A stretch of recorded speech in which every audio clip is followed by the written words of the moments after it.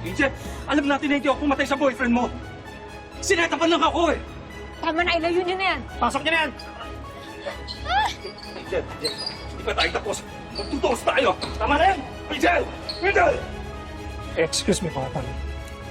Thank you, Inspector. Okay na, Angel, ha? Okay na. Huwag ka na mag-alala, ha? Dahil sa kulungan na mabubulok yung rainbow na yan.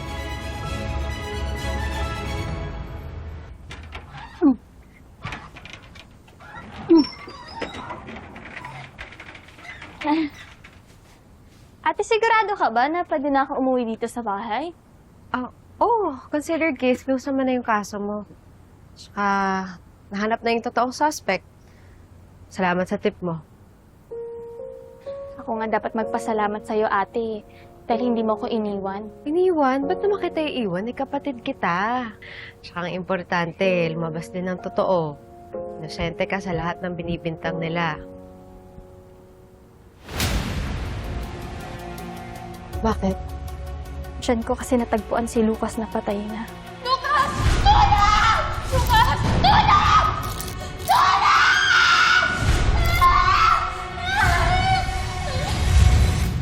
Angel, ready ka na ba talagang tumira dito ulit?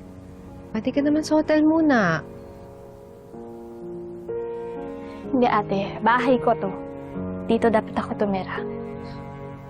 Sigurado ka, kaya mo? Kakayanin. Diyan ka naman, ate.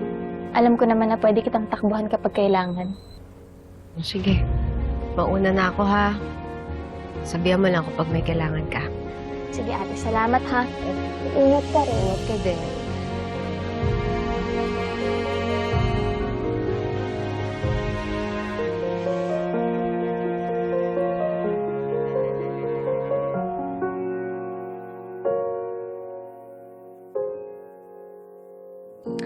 Congrats, love! For what? Diba sabi natin, every time you win a case, we celebrate your victory. Thank you. But technically, hindi naman nakasuhan si Angel. Na-clear lang naman siya sa involvement niya sa death ng boyfriend niya. And, oh my gosh, isa pa. I wanna show you something. Here. Lumabas na yung DNA test result namin. And, it's a match. Magkapatid kami ni Angel sa ama. Really? Yes! Wow, love! All the more reason to celebrate. Kayo lang naman ang mama mong doubtful kay Angel. Love naman. Ika nga dito, love. Sorry na. Alam mo naman, I was just being too careful. Kasi mga bata pa lang kami sinabi na ni Daddy sa amin na not to be trusting to people immediately. But, alam mo, I'm happy dahil mali yung first impression ko sa kanya.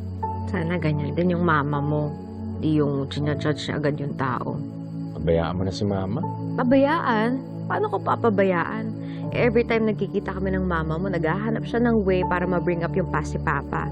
Tapos ngayon, itong kaso ni Angel. Sino bang di mapipikon dun? Eh, love, anong gusto mong gawin ko? Gusto kong gawin mo, kausapin mo yung mama mo. Sabihin mo sa kanya, mag-ingat sa mga sinasabi niya. Buti sana kung ako lang yung nakakarinig dun eh. Matitiis ko pa.